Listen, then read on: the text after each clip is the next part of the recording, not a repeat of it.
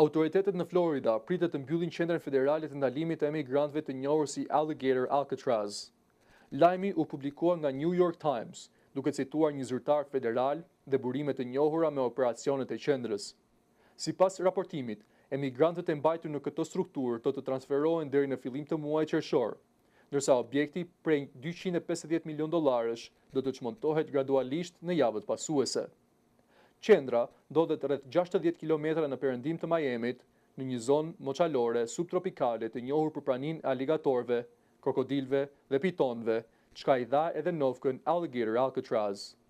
Zyra e guvernatorit të Floridës, Ron DeSantis, nuk komentoi menjëherë mbi raportimet.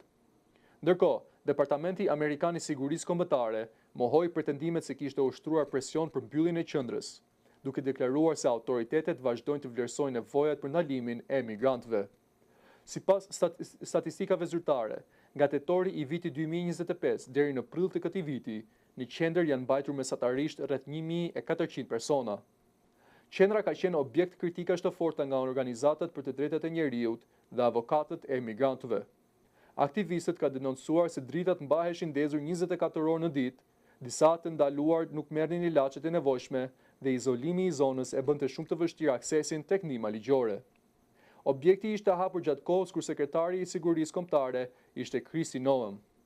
Politikat e ashpra ndaj emigracionit dhe kontrollit kufitar kanë qenë një nga shtyllat kryesore të agjendës politike të presidentit Donald Trump gjatë mandatit të tij.